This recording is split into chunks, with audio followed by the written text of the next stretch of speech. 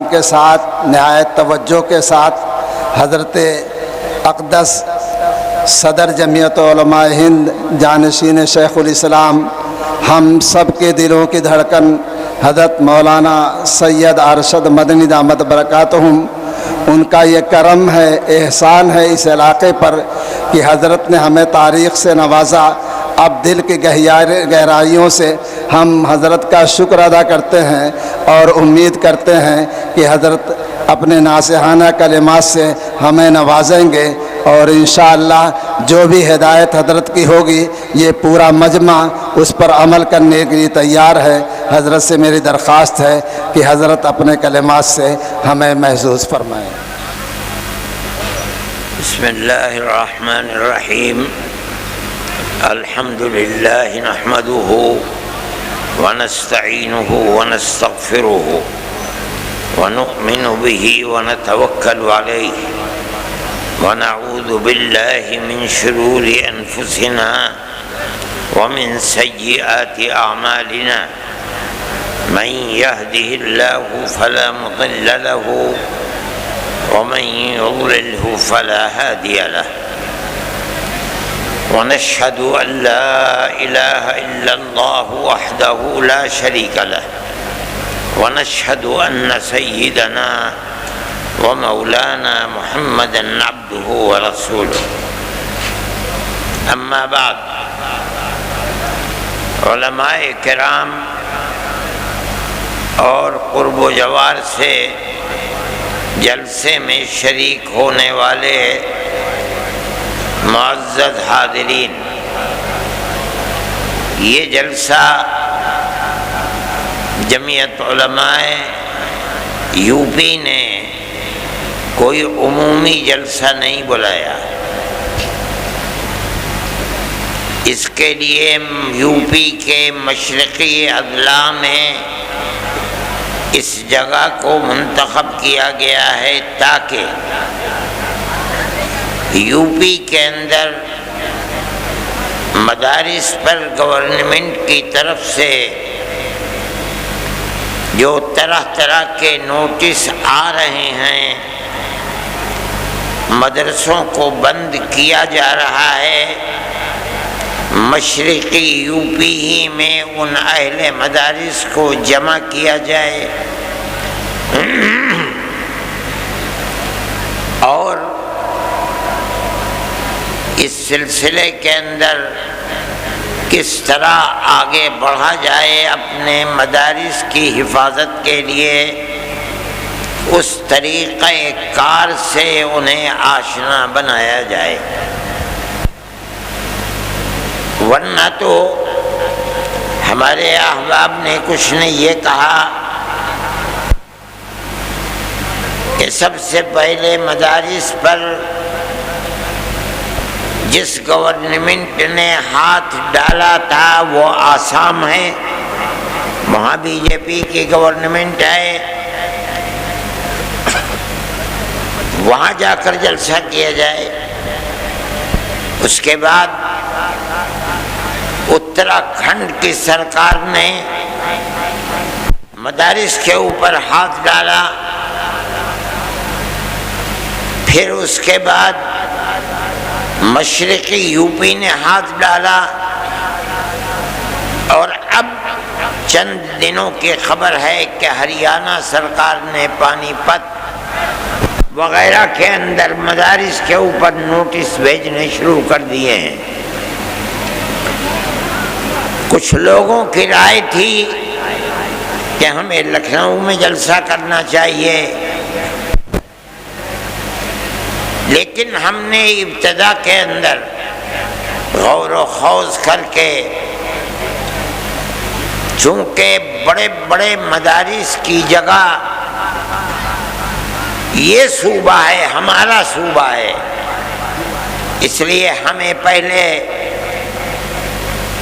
یہاں اپنی چیز کو پیش کرنا چاہیے، اور خاص طریقے پر مشرقی یو پی کے اندر ارباب مدارس کو جمع کر کے ان سے گفتگو کرنی چاہیے،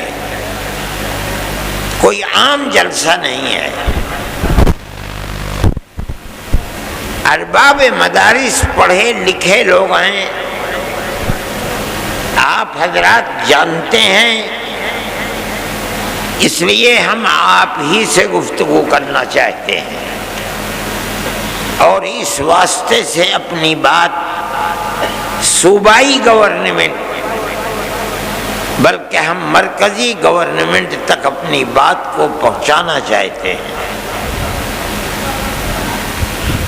مدارس اسلامیہ صرف درسگاہیں نہیں ہیں۔ جو لوگ یہ سمجھتے ہیں کہ مدارس کا مقصد صرف کتابیں پڑھنا پڑھانا ہے، وہ غلط سمجھتے ہیں۔ میں آپ کے سامنے ایک مجمع ہے ہزاروں آدمیوں کا، یقیناً اس مجمع کے اندر وہ لوگ بھی ہوں گے جو میری اس آواز کو صوبائی اور مرکزی گورنمنٹ تک پہنچائیں گے۔ میں آپ سے یہ بات کہتا ہوں کہ مدارس کا کردار اس ملک کی جڑوں کے اندر گھسا ہوا ہے۔ اگر کوئی نہیں مانتا تو اس کا مطلب یہ ہے کہ وہ ملک کی تاریخ سے ناآشنا اور ناواقف ہے۔ میں آپ سے کہہ رہا ہوں، ہو سکتا ہے اس سے پہلے کسی نے نہ کہا ہو، یہ ہمت نہ کی ہو۔ اس ملک کے اندر جس میں 250 سال تک اس ملک کا ہندو، مسلمان، جین، بدھ، ہر آدمی کے گلے کے اندر انگریز کی غلامی کا طوق پڑا ہوا تھا۔ ہر آدمی غلام تھا۔ اگر کسی جگہ سے آزادی وطن کے لیے جہاد کی آواز نکلی ہے وہ مدرسہ ہے۔ سب سے پہلا آدمی 1803 کے اندر جس دن انگریز نے کہا کہ ملک بادشاہ کا اور جنتا اللہ کی، لیکن حکومت آج سے ایسٹ انڈیا کمپنی کی ہے، سب سے پہلی آواز اس بات کی کہ ملک غلام ہو گیا اور آزادی وطن کے لیے جہاد کرنا ہر مسلمان اور ہر ہندوستانی کا فرض ہے۔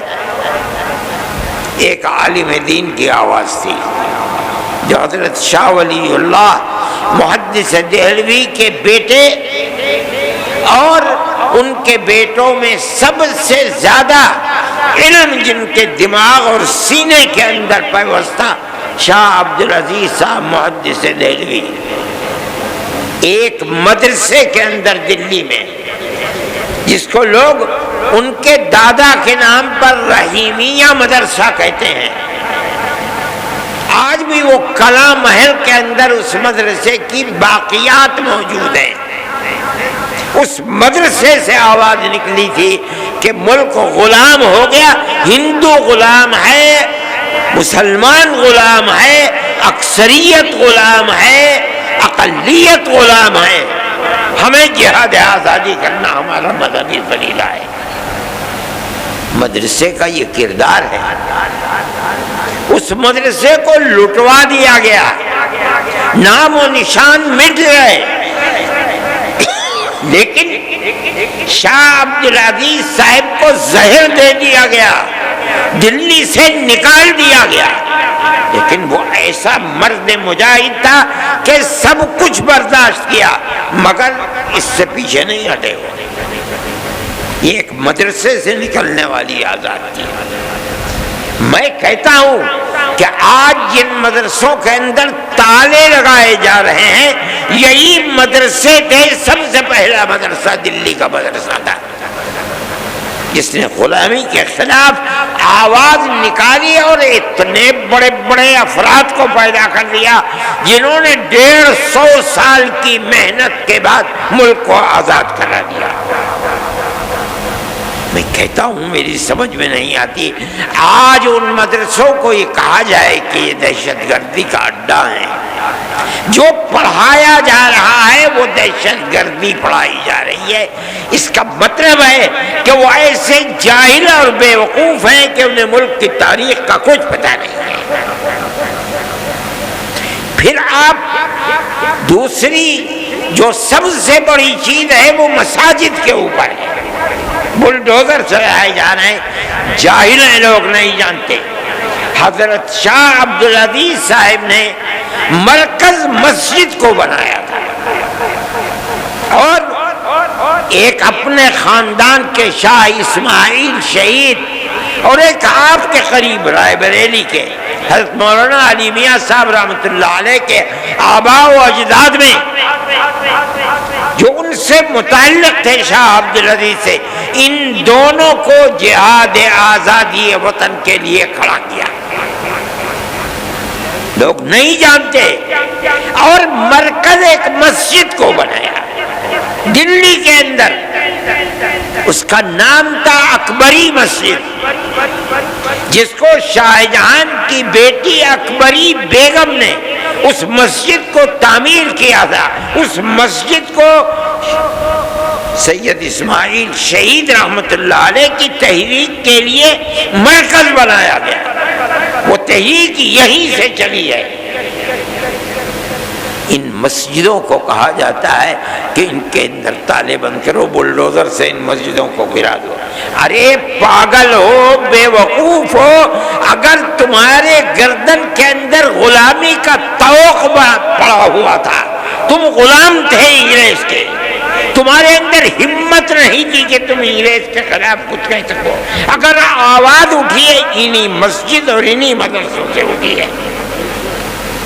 آج لوگ نہیں جانتے، انگریز نے اس مسجد کو جو اکبری بیگم شاہ جہان کی بیٹی کی بنائی ہوئی تھی، ان کی تحریک کے خلاف اس کو تہس نہس کر دیا، دفن کر دیا۔ وہ پارک ہے، ایڈورڈ پارک اس کا نام تھا، آج سبھاش اس کا نام ہے۔ دنیا نہیں جانتی، جن مدرسوں کو اور مسجدوں کو تم بلڈوزر چلا کر برباد کر رہے ہو، یہی ملک کی آزادی اور غلامی سے نکالنے کی بنیادیں تھی، لوگ نہیں جانتے۔ میں یہ کہتا ہوں کہ کس بنیاد کے اوپر تم ان کی مخالفت کرتے ہو؟ یہی مدرسے تھے کہ اس کے بعد جب تم نے ان مدرسوں کو برباد کرا دیا، انگریز نے برباد کیا، تحریک اپنی جگہ پر رہی، ختم نہیں ہوئی۔ حضرت شاہ اسماعیل شہید رحمت اللہ علیہ اور ان کے ساتھی آزادی وطن کے لیے صوبہ سرحد جو آزاد قبائل ہیں وہاں پہنچ گئے، جہاد کرتے رہے، یہاں تک کہ سن 1832 کے اندر وہ شہید ہو گئے جہاد کرتے کرتے، چھوڑ دیا لوگوں نے، تتر بتر ہو گئے، لیکن لوگ واپس آئے، اور آنے کے بعد سن 30-32 سے لے کر سن 57 تک اپنا کام کرتے رہے، یہاں تک کہ 1857 کے اندر انہوں نے پھر دوبارہ جہاد کو بلند کیا، جس کو انگریز نے غدر کا نام دیا۔ اس جہاد کے اندر تاریخ کو اٹھا کر دیکھو، آج مصیبت یہ ہے کہ مرکز سے لے کر صوبائی حکومت تک کوئی پڑھنے والا آدمی نہیں ہے، بڑے سے بڑا ان پڑھ آدمی بیٹھا ہوا ہے۔ سن 1857 کے اندر جہاد کے اندر صرف دلی میں روشن مستقبل، روح روشن مستقبل، ان کتابوں کو اٹھا کر دیکھو، صرف دلی کے اندر 32,000 علماء کا قتل ہوا ہے۔ کون لوگ تھے یہ وہی تحریک تھی جو شاہ عبدالعزیز صاحب رحمۃ اللہ علیہ نے دلی کے ایک مدرسے سے اس تحریک کو بلند کیا تھا، جس کا مرکز اکبری مسجد کو بنایا تھا۔ اس مسجد کی در و دیوار آج بھی اینٹیں دفن ہیں۔ ابھی 5-7 سال پہلے شعیب اقبال جو اسمبلی کے ممبر ہوا کرتے تھے، اتفاق سے وہ زمین کو کیوں کھودا نہیں معلوم، اس کے باقیات مل گئے، لیکن بی جے پی گورنمنٹ نے ان کو باقیات کو باقی نہیں رہنے دیا، اس کو پھر پاٹ کر کے زمین کے اندر دفن کر دیا گیا۔ وہ ایک تاریخ تھی۔ یہ مسجدیں اور یہ مدرسے اسی تاریخ کے نمونے ہیں۔ کوئی ہے مائی کا لال بتائے وہ کون سی جگہیں ہیں جہاں سے آزادی وطن اور غلامی کی زنجیر کو نکال کر پھینکنے کے لیے مرکز بنائے؟ کوئی بتا سکتا ہے؟ میں مسلمان ہوں، میں کہہ رہا ہوں، علل اعلان کہہ رہا ہوں، تاریخ کی کتابوں کو پڑھو، اگر غلط کہہ رہا ہوں بتاؤ غلط ہے۔ کیوں مدرسوں کے پیچھے پڑے ہوئے ہیں؟ ہمارا تعلق کوئی سیاست سے نہیں ہے۔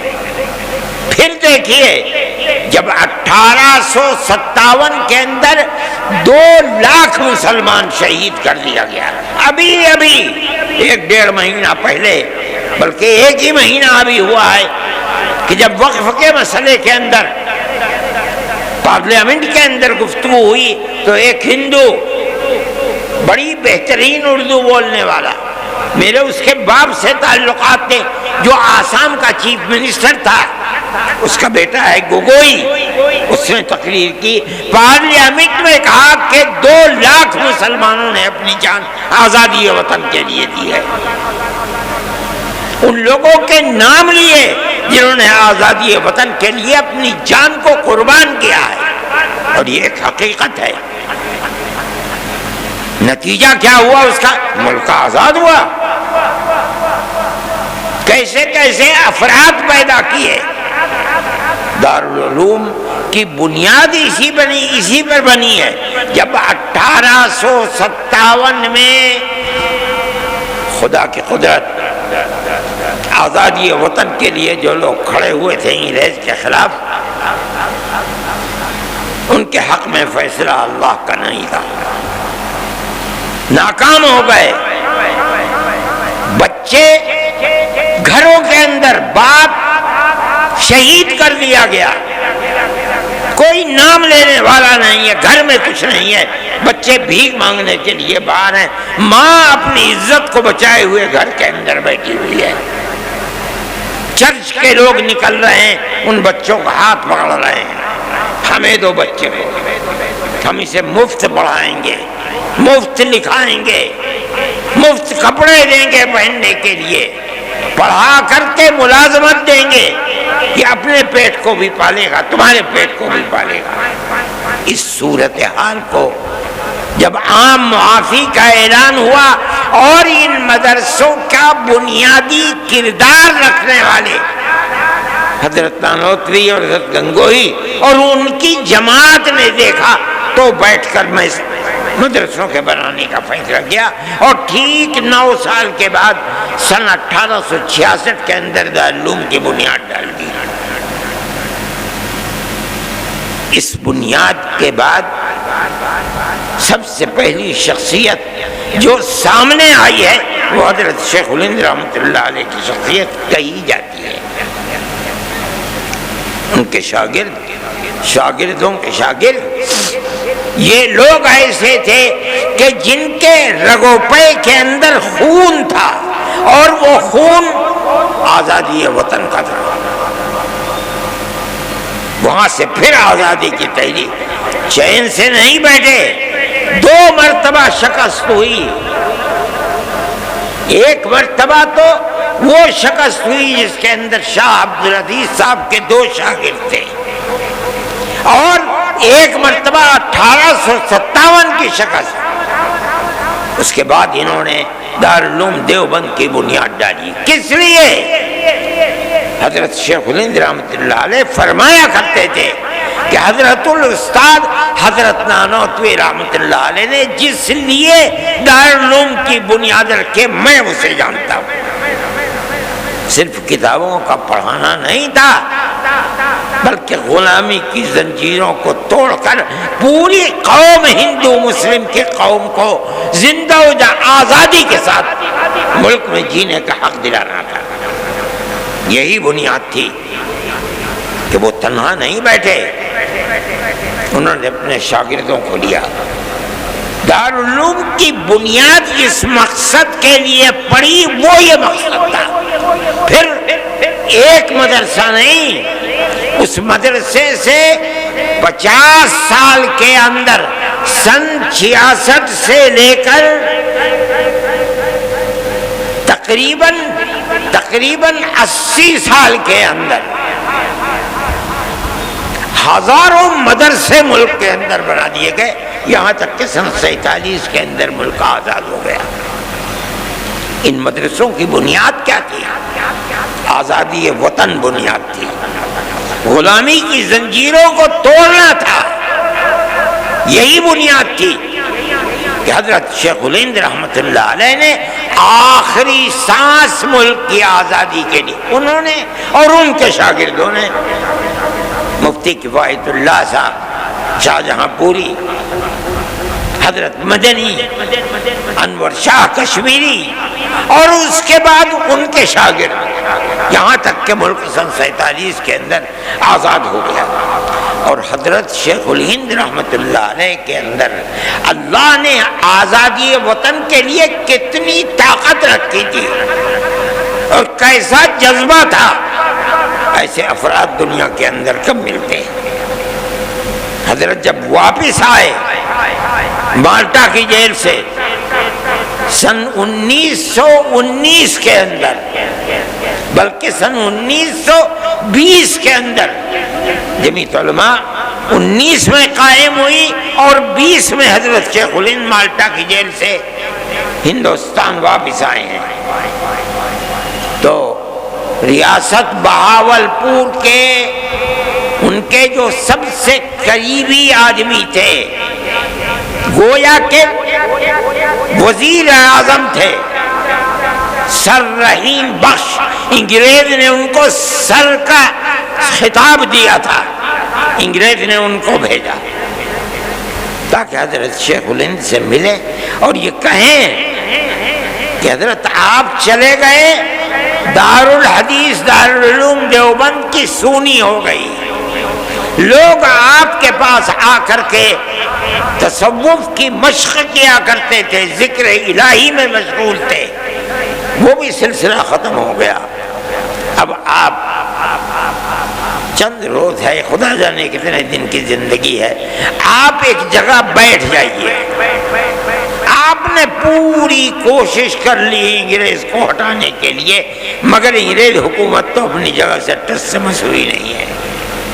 تو پھر آپ کو اپنی زندگی، وہ کام جو آپ کے بعد ختم ہونے کو ہیں، انہیں پھر دوبارہ زندہ کرنا چاہیے. وہ بوڑھا آدمی جو وہاں سے آنے کے بعد 1 سال اور کچھ مہینے زندہ رہ سکا، اس نے کیا جواب دیا؟ اسی مدرسے سے نکلے ہوئے لوگ تھے. انہوں نے کہا آپ اپنی بات پوری کر چکے؟ کہا کر لی. فرمایا کہ میں بوڑھا ہو گیا، جس سرزمین پر انگریز کی حکومت ہے وہاں جینا تو جینا، اس سرزمین پر مر کے دفن ہونا بھی مجھے گوارا نہیں ہے. میں تو ہندوستان صرف اس لیے آیا ہوں کہ میں آ کر اعلان کروں کہ انگریز کی غلامی حرام ہے. میں بوڑھا ہو گیا، میرے پیروں میں چلنے کی طاقت نہ رہی اگر، تو میں اپنے شاگردوں سے کہوں گا کہ مجھے ایک چارپائی پر لٹا دیں اور اپنے کاندھوں پر لے کر ملک کے گاؤں گاؤں جائیں اور میں ہر گاؤں میں یہ اعلان کروں کہ انگریز کی غلامی حرام ہے. یہ تڑپ کس میں پیدا ہوئی؟ کہاں سے پیدا ہوئی؟ مدرسوں سے پیدا ہوئی ہے. ان مدرسوں کو بنایا کس لیے گیا؟ دارالعلوم کو کس لیے بنایا گیا؟ دارالعلوم سے 25,000 مدرسوں کو کس لیے بنایا گیا؟ اس ملک کے اندر آزادی کے جذبہ جہاد کے لیے بنایا گیا، ہندو مسلم محبت کے لیے بنایا گیا، ملک کے اندر امن و امان قائم کرنے کے لیے بنایا گیا۔ تم ان مدرسوں کو کیوں ان کی جڑ کو کھودتے ہو؟ وہ تم سے کچھ نہیں لیتے۔ مسلمان رکشہ چلاتا ہے اور صبح سے شام تک جو ملتا ہے اس میں سے 2 پیسے اپنے مدرسے کو بھی دیتا ہے۔ ہم تو کسی دولت مند کے سے پیسے نہیں مانگتے، کسی گورنمنٹ سے پیسہ نہیں مانگتے۔ ایک مرتبہ اندرا جی تھیں، نہیں سونیا جی تھیں، اور ارجن سنگھ زندہ تھے۔ انہوں نے اور سہیل صدیقی، جن کو پارلیمنٹ نے کالج اور یونیورسٹیوں کے اقلیتی کردار کے لیے ان کو امین بنایا تھا، وہ بھی تھے۔ ان سب نے مل کر کے ایک کمیٹی دلی کے اندر بنائی۔ انہیں لوگ مل بھی گئے، کچھ لوگ تھے، مولوی فضیل تھے گورکھپور کے، اور دوسرے لوگ انہیں مل گئے، انہوں نے بلا لیا۔ مجھے بھی بلایا مگر میں بھول گیا۔ مجھے ایک صاحب نے کہا کہ بھائی انہوں نے بلایا تھا تم گئے نہیں۔ مجھے یاد آیا، میں فوراً گھر میں گیا، بریف کیس میں ایک جوڑی کپڑا رکھا، اور ایک گاڑی 10 بجے جاتی تھی، میں اس گاڑی میں سوار ہو کے دلی پہنچ گیا۔ صبح کی میٹنگ تو ختم ہو گئی تھی، ظہر کے بعد 2 بجے کی میٹنگ تھی، میں بریف کیس اٹھا کر کے وہاں چلا گیا، جا کے بیٹھ گیا۔ انہوں نے مجھے دیکھا تو اسٹیج کے اوپر بنا لیا، جلسہ شروع ہو گیا، میرا نام آیا تو میں کھڑا ہو گیا، اور میں نے کہا کہ مدارس کے سلسلے میں آپ جو تحریک چلا رہے ہیں کہ مدارس مدرسہ بورڈ سے ملحق ہو، اور آپ 800 کروڑ کا بجٹ بھی لے کر کے آ گئے، آپ کیوں یہ چاہتے ہیں؟ آپ کو مدرسوں کی کردار کا پتہ ہے کہ مدرسوں نے کیا کیا ہے؟ میں نے ان کے سامنے یہ چیز رکھی کہ ملک غلام تھا، مدرسوں کی تحریک دارالعلوم دیوبند سے چلی، بنیاد اس کی کیا تھی؟ آپ سے وہ 2 پیسے نہیں چاہتے، اس لیے کہ انہیں یقین ہے کہ اگر آپ پیسہ دیں گے تو کل کو آپ ان کے نظام تعلیم میں بھی دخل دیں گے، ان کے نصاب تعلیم میں بھی دخل دیں گے۔ وہ اپنے آپ کو آزاد رکھنا چاہتے ہیں۔ ارجن سنگھ کہنے لگے کہ ہم وعدہ کرتے ہیں کہ ہم دخل نہیں دیں گے۔ میں نے کہا میں نہیں کہتا ہوں کہ آپ جھوٹ بول رہے ہیں، بالکل سچ بول رہے ہیں، لیکن آپ میری ایک بات کا جواب دیں۔ ابھی الیکشن کے اندر 2 سال باقی ہیں، 3 سال گزر چکے، اقتدار کی کرسی پر آپ بیٹھے ہیں، آپ کہہ رہے ہیں کہ ہم دخل نہیں دیں گے۔ کیا آپ مجھے گارنٹی دے سکتے ہیں کہ 2 سال کے بعد جو اگلا الیکشن ہوگا آپ ہی جیت کر آئیں گے؟ کہنے لگے نہیں گارنٹی نہیں دے سکتے۔ میں نے کہا ٹھیک کہتے ہیں، آپ تو 2 سال کی بھی گارنٹی نہیں دے سکتے، اور میں مدرسے کا آدمی ہوں، میں اپنے دل کے اندر یہ ارمان رکھتا ہوں کہ اگر اللہ نے مجھے قیامت تک کی زندگی دی تو میں قیامت تک مدرسے کو زندہ رکھوں گا، میرا آپ سے کیسے ساتھ ہو سکتا ہے؟ اس لیے میں جمعیت علماء کے پلیٹ فارم سے کہتا ہوں، ہم کل بھی مخالف تھے گورنمنٹ کی مدد کے، آج بھی مخالف ہیں، اور جب تک زندہ رہیں گے مخالفت کرتے رہیں گے۔ ہمیں آپ کی کیا ضرورت ہے؟ مدرسہ ہماری دنیا نہیں ہے، ہمارا دین ہے۔ جس طرح مسجد ہمارا دین ہے، اسی طرح مدرسہ بھی ہمارا دین ہے۔ اگر مسجد میں نماز پڑھی جاتی ہے، مدرسے میں نماز پڑھنا سکھلایا جاتا ہے۔ مسجد میں قرآن پڑھا جاتا ہے، مدرسے میں قرآن پڑھنا سکھلایا جاتا ہے، دونوں ایک چیزیں ہیں۔ جب ہم مسجد میں آپ سے کوئی مدد نہیں لیتے، ہم مدرسے میں کیوں آپ سے مدد لیں؟ ہم نہیں آپ سے مدد لینا چاہتے۔ میں نے یہ بات کہی، میرے آدمی تھے وہاں بہت، لیکن صبح سے جو سن رہے تھے سب خاموش بیٹھے ہوئے تھے۔ میرے بعد ایک اور صاحب کھڑے ہوئے، پہلے تو انہوں نے یہ کہا کہ آپ نے مجھے وقت دیا اور ارشد کے بعد وقت دے دیا۔ میں نے کہا آپ مطمئن رہیں، آپ نے میری بات سنی ہے، میں آپ کی بات سنوں گا، کوئی میں نقد نہیں کروں گا، میرے اندر یہ ہمت ہے۔ انہوں نے بولنا شروع کیا، تھوڑی دیر کے بعد جیسے انہوں نے کہا کہ مدرسوں نے اپنے کردار کو ختم کر دیا، بس وہ تو سارے لوگ کھڑے ہو گئے، نکالو اور مارو اور بھگا دو یہاں سے۔ میں نے سہیل صدیقی کے اوپر ہاتھ رکھا، میں نے کہا بھائی اچھا میں جا رہا ہوں، پکڑ لیا مجھے، خدا کے لیے مت جاؤ، اس مجمع کو ہم قابو نہیں کر پائیں گے۔ میں نے انہیں سمجھایا، وہ بیٹھ گئے۔ میں یہ بات کہتا ہوں کہ گورنمنٹ کی طرف سے کوئی بھی ایسی بات جو مدرسے اور مسجدوں کے اوپر کوئی زنجیر باندھنے کی چیز ہے، کیوں ہو رہا ہے؟ مدرسے نے تو اس ملک کی آزادی کے لیے سب سے پہلی آواز مدرسوں نے اٹھائی ہے۔ وہ مسجد جس کو انگریز نے مکمل تباہ کر دیا، اکبری مسجد، کیا ہوا تھا وہاں؟ غلامی کی زنجیر کو توڑنے کی تحریک وہاں سے چلی تھی۔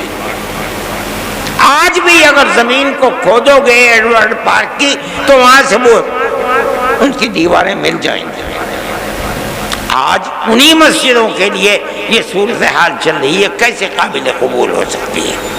ہم یہ سمجھتے ہیں کہ ملک کے اندر جو چیز جو ذہن پنپ رہا ہے وہ اس ملک کو تباہی کی طرف لے کر کے چل رہا ہے۔ ایک چیز نہیں ہے، مدرسے اور مسجدوں کا مسئلہ ہے۔ اسلام کے خلاف جو تحریکیں چل رہی ہیں وہ تحریکیں انتہائی بدترین تحریکیں ہیں۔ سب سے پہلا مسئلہ ہے طلاق، ہم اس کے اوپر خاموش رہے، ہم گورنمنٹ میں کے مقابلے میں نہیں آئے۔ ہم نے یہ سوچا کہ بھئی ایک چیز ہے، چلو جس کے دل کے اندر ایمان ہے وہ اسلام کے قانون پر عمل کرے گا، جو کورٹ میں جائے گا کورٹ اس کے لیے فیصلہ کرے گا۔ لیکن اس کے بعد اسلام کے نظام کو درہم برہم کرنے کے لیے آگے آ گئے۔ اتراکھنڈ کے اندر یہی صورتحال چل پڑی۔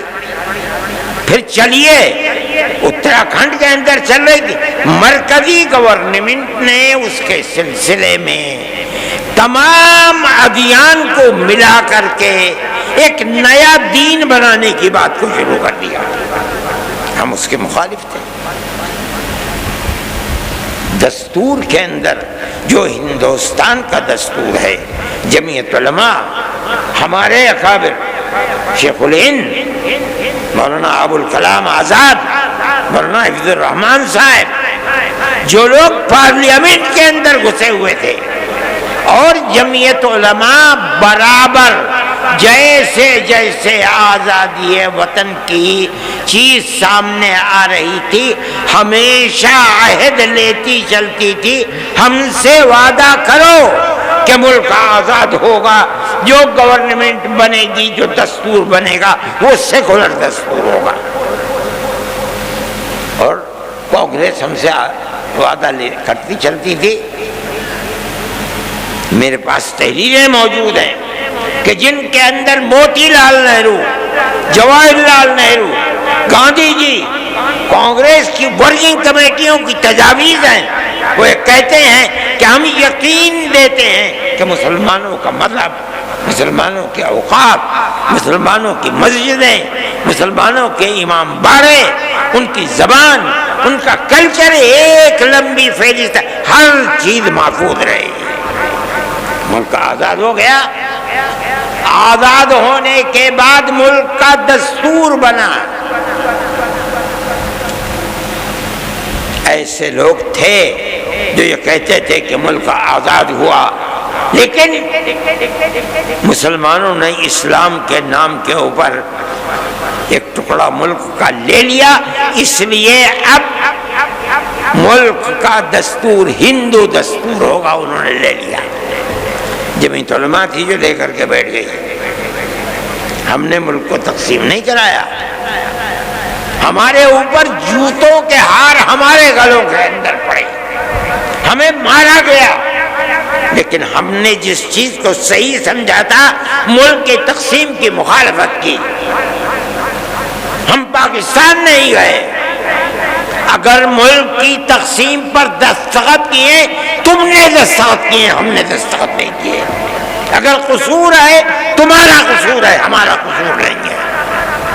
شریف لوگ تھے، اس چیز کو سمجھے، جمعیت علماء کی اس تحریک کی بنیاد کے اوپر مجبور ہوئے اور ملک کا دستور سیکولر دستور بنا۔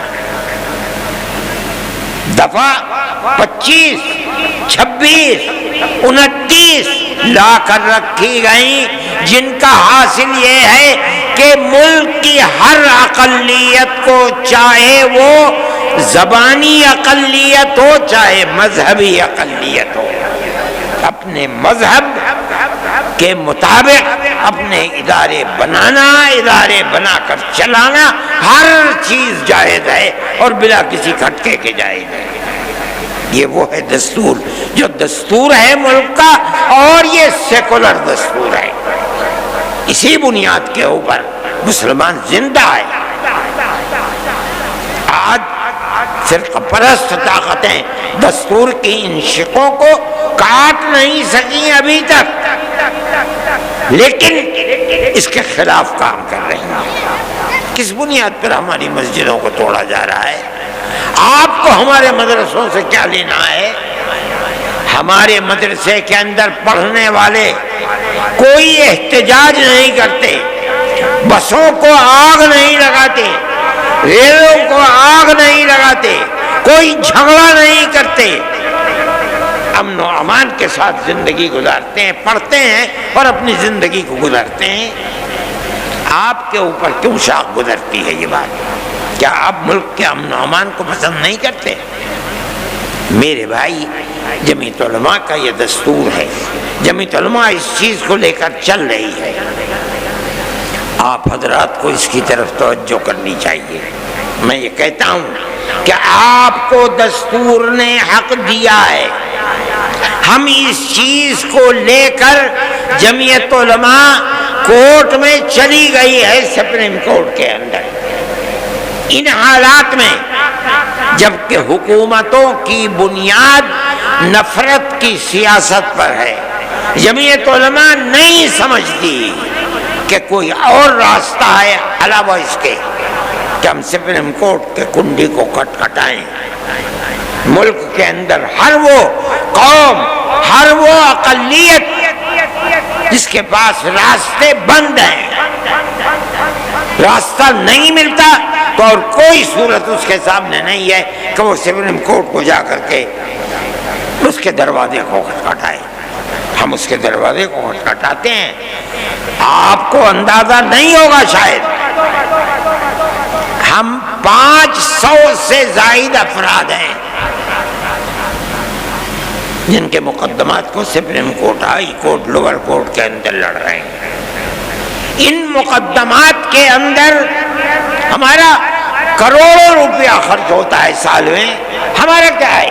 ہماری جیب سے توڑا جاتا ہے، اس ہاتھ سے لیتے ہیں اور اس ہاتھ سے خرچ کر دیتے ہیں۔ جمعیت علماء کا یہ کردار ہے، جمعیت علماء اس کے لیے کام کر رہی ہے۔ سپریم کورٹ کے سوا ہمیں کوئی چیز نظر نہیں آتی ہے۔ وقف کے سلسلے کے اندر ہم سپریم کورٹ میں گئے اور بڑے سے بڑا جو وکیل کپل سبل، جو ایک دن میں 5 منٹ کے لیے اگر کورٹ میں گئے 15 لاکھ روپے کی فیس رکھتے ہیں۔ ہم جاتے ہیں، ان کو پیش کرتے ہیں، انہوں نے 3.25 گھنٹے کھڑے ہو کر کے وقف کے مسئلے کے اوپر گفتگو کی ہے۔ سارے ہندوستان کیا ساری دنیا نے اس کو دیکھا ہے؟ جمعیت علماء کے وکیل تھے۔ ہوتا کیا ہے اس کو اللہ جانتا ہے کل، لیکن جمعیت علماء سپریم کورٹ میں جاتی ہے، ہم بھی جائیں گے سپریم کورٹ میں، ہر بنیاد کو لے کر کے جائیں گے، جہاں ہمیں راستے نظر نہیں آئیں گے ہم جائیں گے۔ لیکن ہم یہ بات کہتے ہیں کہ ملک کی ایک پرانی تاریخ ہے، آج سے نہیں 1400 سال سے ہماری تاریخ ہے اس ملک کے اندر۔ پہلے ملک کے اندر راجا اور رجواڑوں کی حکومت تھی، مسلمان زندہ تھا اور اپنے مذہب کے ساتھ اس ملک میں زندہ تھا، کیرلا سے لے کر سندھ تک زندہ تھا۔ اس کے بعد بابر آئے اور دوسری لوگ وسط ایشیا سے آئے اور انہوں نے حکومتیں کر لی، مسلمان اپنے مذہب کے ساتھ زندہ تھا۔ بہادر شاہ ظفر آخری بادشاہ تھے، چلے گئے، اس کے بعد انگریز کی حکومت، مگر مسلمان اپنی آزادی مذہب کے ساتھ زندہ تھا۔ اس کے بعد یہ آئی حکومت، کانگریس کی حکومت کے اندر ایسا مسئلہ مسلمان کے ساتھ نہیں تھا، کانگریس کی حکومت ختم ہوئی، اب اس کے بعد یہ لگتا ہے کہ اس دستور کو بھی آگ لگا دی جائے گی اور مسلمان کو مذہب کے اعتبار سے نقصان پہنچایا جائے گا۔ میرے بھائی، ہم یہ سمجھتے ہیں کہ جب تک یہ دستور زندہ ہے آپ کو نہ کرنے کا کچھ حق ہے، اور ہم جائیں گے کورٹ میں، پہنچ گئے ہیں کورٹ کے اندر، فیصلہ کب آتا ہے کب نہیں ہوتا ہے ہمیں اس سے کوئی فکر نہیں۔ ہمارا ماننا یہ ہے کہ ملک کے اندر امن و امان رہ سکتا ہے تو اس کی صورت صرف یہی ہے کہ ملک کی ہر اقلیت اور اکثریت ایک دوسرے کے ساتھ مٹھی کی انگلیوں کی طرح سے جڑ کر رہے ہیں۔ جمعیت علماء اسی طرح زندہ رہتی ہے اور کام بھی اسی طریقے پر کرتی ہے، ہم اس چیز کو لے کر پہنچیں گے۔ لیکن میں یہ کہتا ہوں کہ یہ نظریہ دل میں پیدا کیوں ہوتا ہے کہ آپ مسلمان کو نقصان پہنچائیں اور اس کے مذہب سے بیگانہ کریں آپ؟ میں سمجھتا ہوں کہ یہ چیز ملک کے لیے غلط ہے اور سارے ملک کو تباہ کر رہی ہے۔ آپ اقلیت اور اکثریت کے اندر گھسیں، ماحول کے اندر کاروبار کو دیکھیں، اقتصادیات کو دیکھیں، امن و امان کو دیکھیں، ہر اعتبار سے ملک تباہ اور برباد ہوتا چلا جا رہا ہے۔ کاروباری لوگ یہ بیٹھے ہوئے بنارس کے، میں صبح سے بات کر رہا ہوں، ہر آدمی یہی کرتا ہے کہ جم گیا ہے کاروبار، ایسا لگتا ہے جیسے مارکیٹ میں پیسے ہی نہیں ہیں۔ چند افراد ہیں جو سارے ملک کی دولت کے اوپر قبضہ کیے ہوئے ہیں، لیکن سارا ملک ان چند افراد سے تو نہیں چلتا ہے۔ کیا بربادی ہے؟ میں کہتا ہوں گورنمنٹ جسے امن و امان قائم کرنا چاہیے، بھائی چارگی کو بڑھانا چاہیے، ہندو مسلم اتحاد کو پیدا کیا جائے، ہر ایک کو مذہبی دستور کی آزادی دی جائے، آپ نے اس کو آگ لگانا شروع کیا ہے، ملک تباہی اور بربادی کی طرف چل رہا ہے۔ جمعیت علماء کی یہ تحریک ہے، امن و امان ختم ہو رہا ہے، موب لنچنگ ایک مصیبت ہے اور سب سے بڑی مصیبت لوگ یہ سمجھ رہے ہیں کہ مسلمان کی طرح نہیں، جب آپ لوگوں کو یہ حق دیں گے کہ وہ قانون کو اپنے ہاتھ میں لے لیں تو صرف مسلمان ہی کا قتل نہیں ہوگا، مسلمان کا بھی قتل ہوگا، ہندو کا بھی قتل ہوگا، بربادی ملک کے اندر آئے گی۔ کیا کر رہے ہیں آپ؟ میں حکومتوں کو کہتا ہوں، کہاں ہیں حکومتیں؟ کیا ہو رہا ہے؟ کس طرح قتل ہو رہے ہیں؟ کیا انتظامیہ کو یہ پتہ نہیں کہ کیا ہو رہا ہے؟ کون لوگ ہیں وہ عنصر، کون ہیں جو اس طریقے پر آدمی کو آپ کی موت سے کھیل رہے ہیں، وہ کون لوگ ہیں؟ دنیا دیکھ رہی ہے۔ ہم نے یہ بات کہی تھی، شور مچایا تھا جب بہار سے جو صوبہ بنا اس کے اندر موب لنچنگ سب سے زیادہ، اور بی جے پی گورنمنٹ تھی، بی جے پی گورنمنٹ گر گئی، امن و امان ہو گیا۔ آج یو پی کے اندر ایسی تباہی مچی ہوئی ہے، اور یہی راجستھان کے اندر ہے۔ اگر حکومت چاہے تو وہ ملک کے امن و امان سے کھیلنے والے لوگ ایک دن نہیں آزاد رہ سکتے۔ لیکن یہ افسوس کی بات ہے کہ ہندو اور مسلمان کا قتل عام کرنے والے لوگ بالکل زندہ ہیں، اگر گئے بھی جیل میں 2 4 5 10 دن کے لیے گئے، اور اس کے بعد آزاد ہو کر کے پھر انہوں نے یہی شروع کر دیا، کس طرح ملک چلے گا؟ یہ بربادی کس طرح سے قبول کر لی جائے؟ میں یہ بات ارباب مدارس سے کر رہا ہوں کہ انہیں اپنے مدارس کی حفاظت کے لیے کام کرنا چاہیے۔ حفاظت کس طرح سے ہوگی؟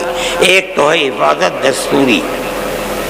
دستوری حفاظت کا مطلب یہ ہے کہ جو دستور کے اندر دفعات ہیں اور دستور نے جو آپ کو اختیار دیا ہے، آپ اس دستور کے دیے ہوئے اختیار کو استعمال کریں، بہت اچھی بات ہے۔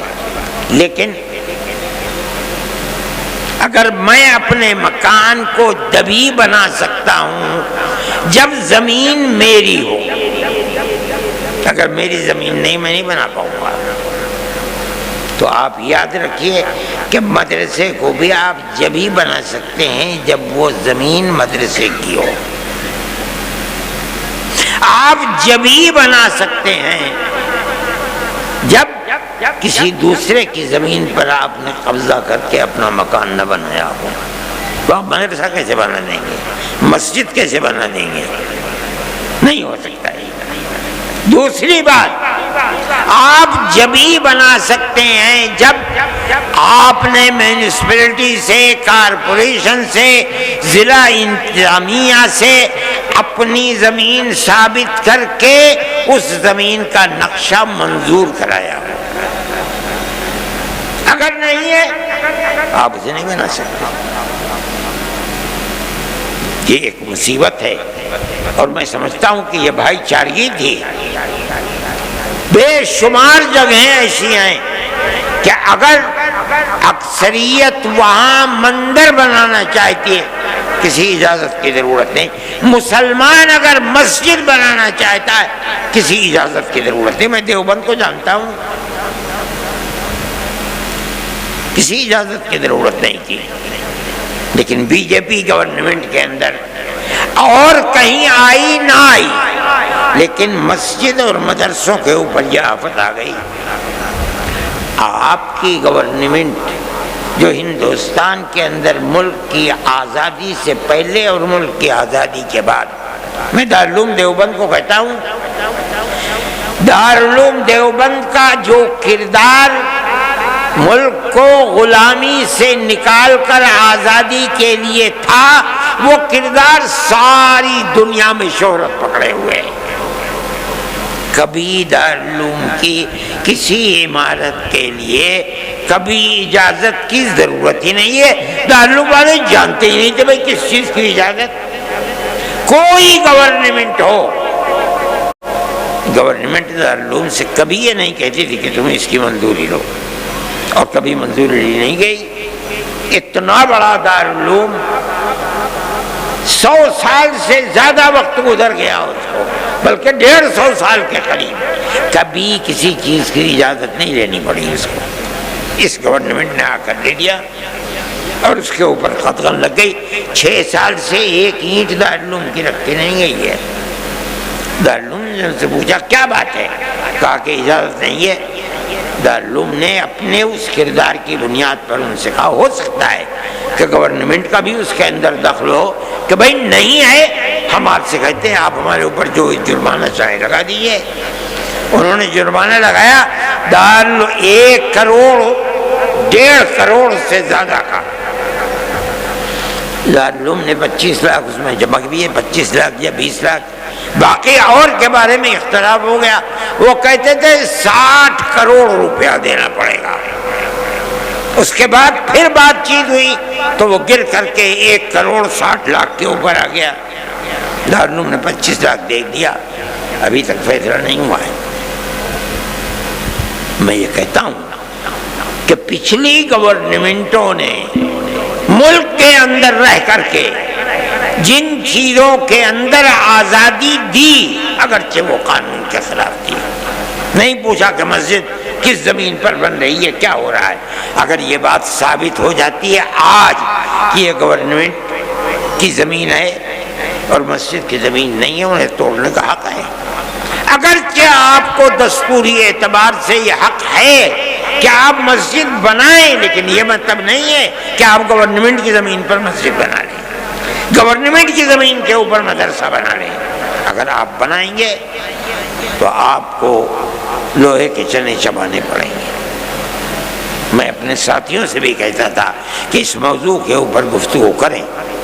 آپ مدرسہ بنائیں، اپنی زمین پر بنائیں، مدرسے کی زمین پر بنائیں، مسجد بنائیں، اپنی زمین پر بنائیں، مسجد کی زمین پر بنائیں، وقف کریں اس کو۔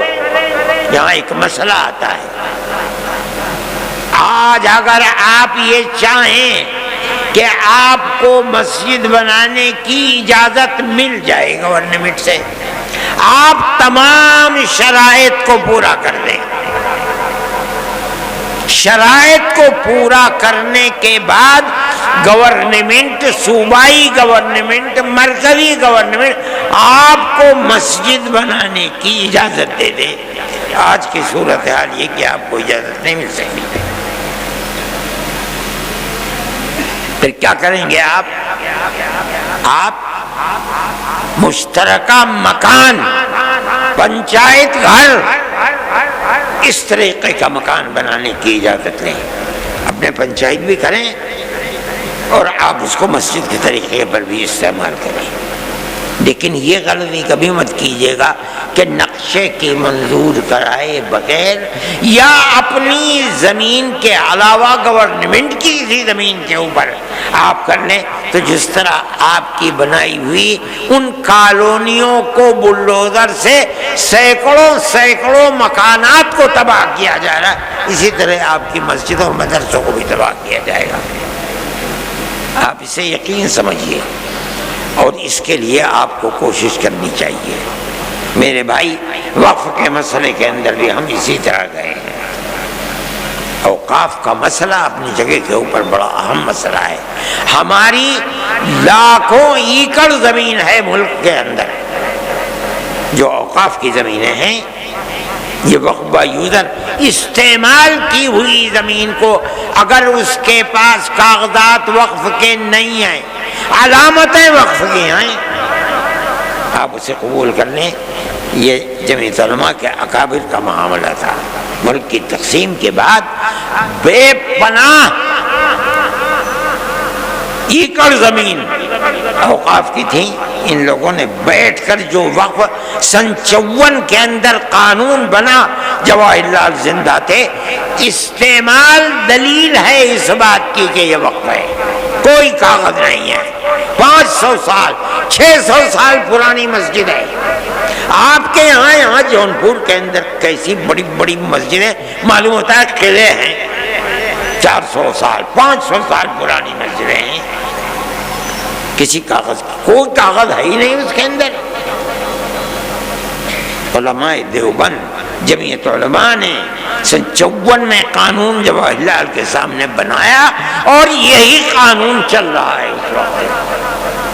انہوں نے آ کر کے اس قانون کے اندر ترمیم کرنی چاہیے،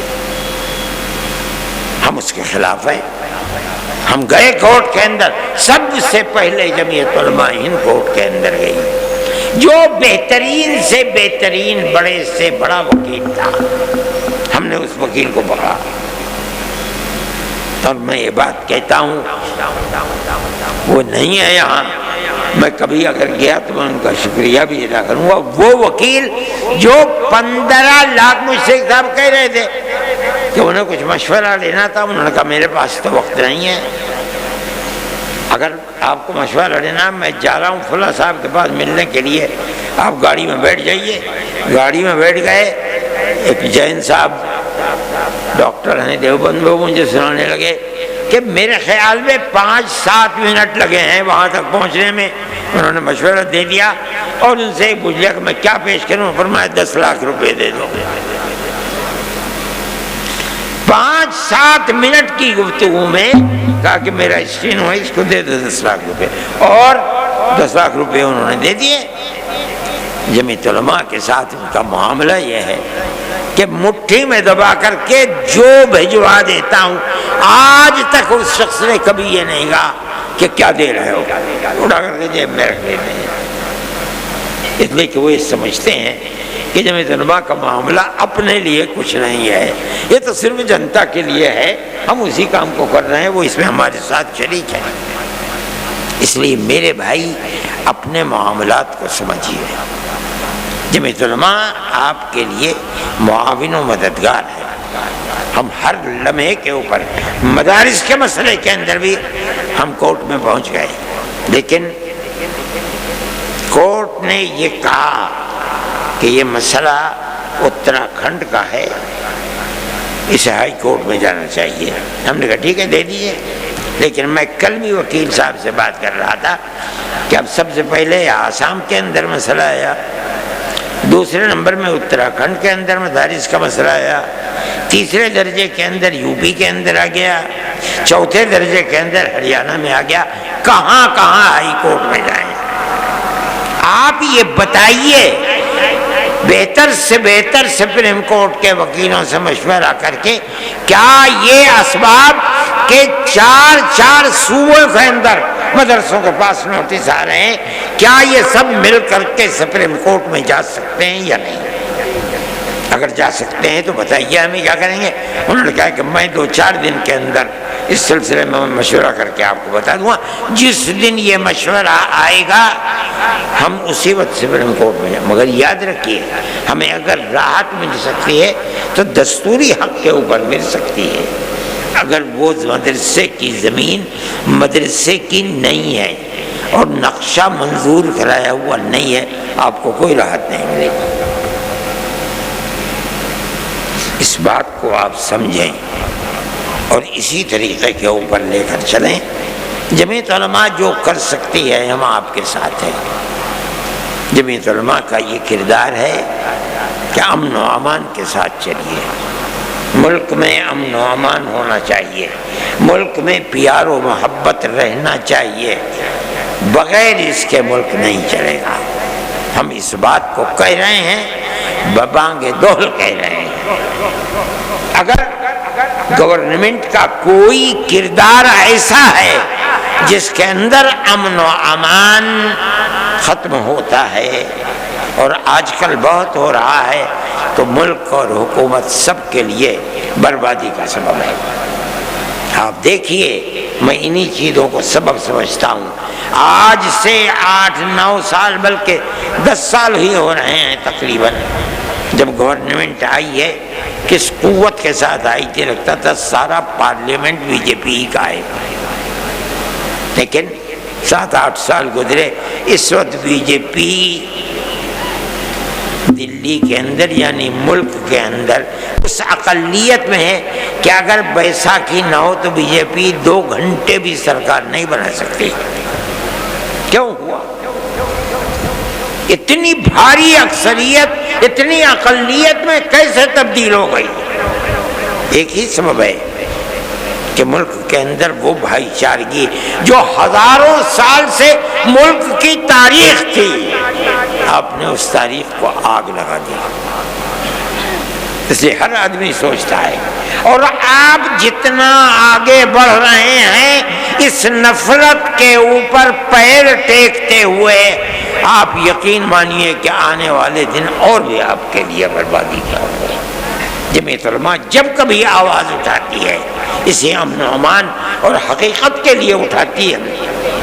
بابری مسجد کا مسئلہ تھا، جمعیت علماء تنہا وہ جماعت ہے جو اجودھیا سے لے کر کے سن 51 سے اور 70 سال تک مقدمہ لڑتی رہی ہے، کوئی نہیں ہے۔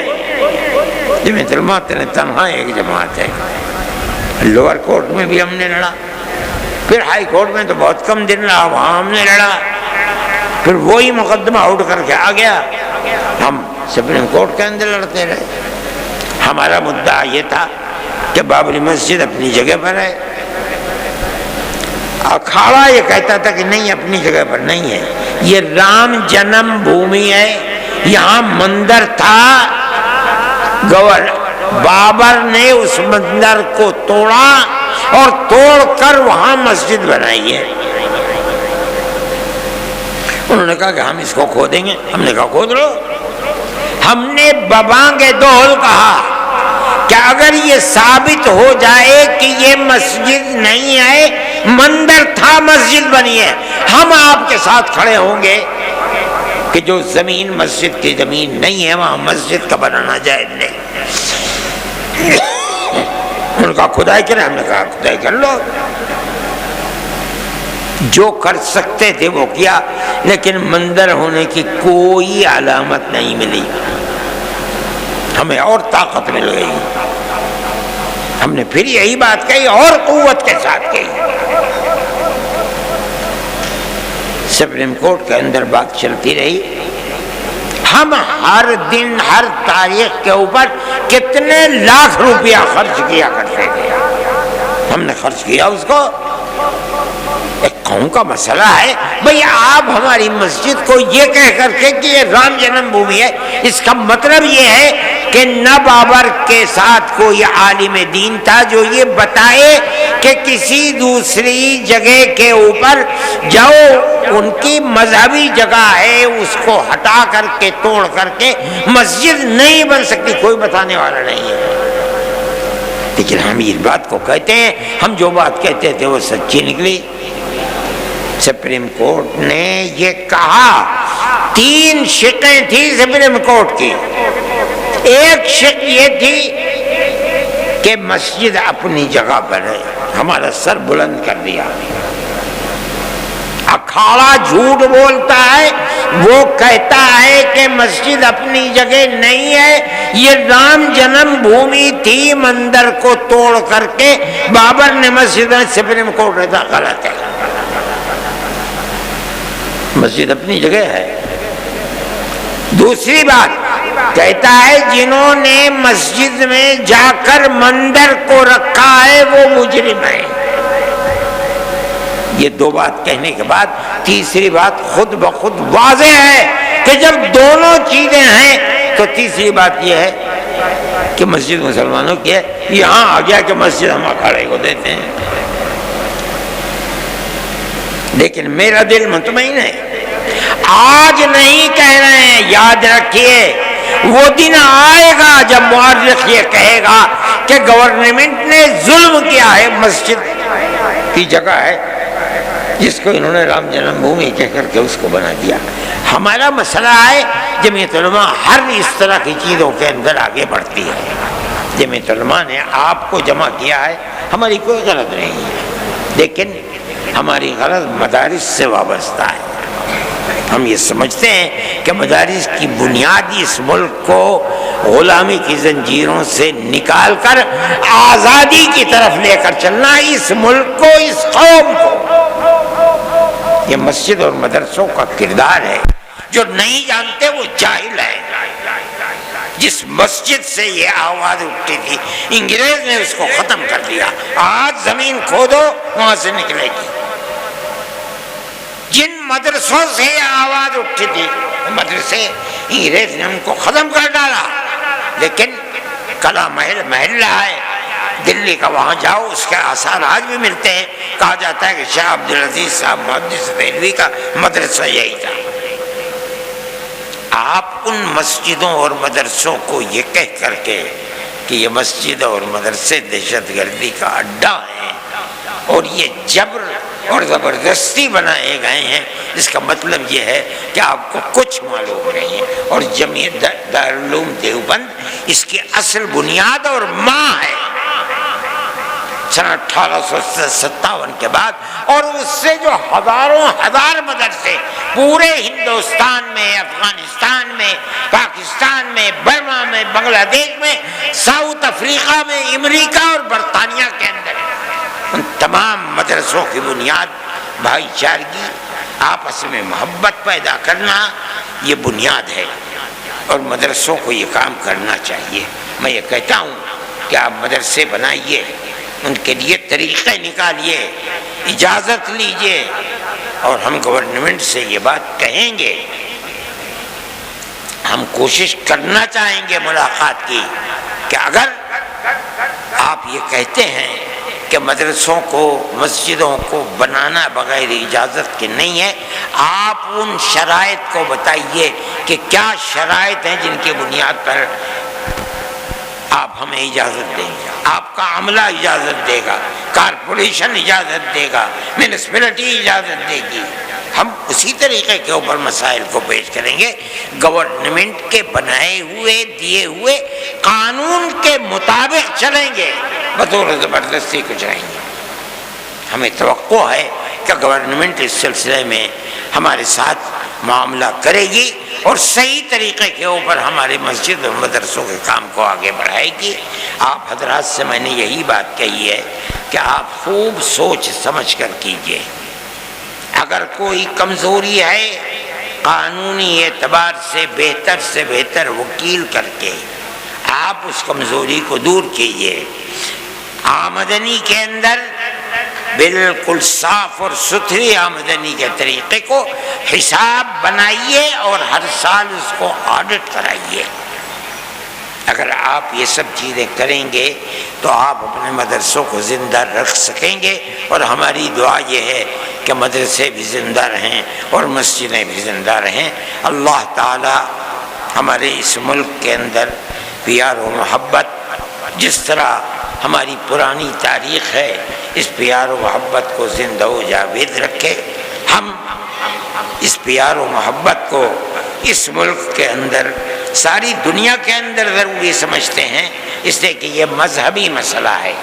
نبی کریم علیہ السلام نے دنیا کے اندر پیار و محبت کا پیغام دیا، اور اسلام اسی وجہ سے جنگل کی آگ کی طرح پھیلا ہے۔ اگر وہ دشمن اور نفرت کو جنم دیتے اور اسلام اس کو سامنے رکھتا تو اسلام 5 دن بھی زندہ نہیں رہ سکتا تھا۔ اس لیے میرے بھائی، پیار و محبت کو مذہب اور اللہ اور اس کے رسول کی تعلیم سمجھ کر کے آپ اس کو مضبوط کیجئے۔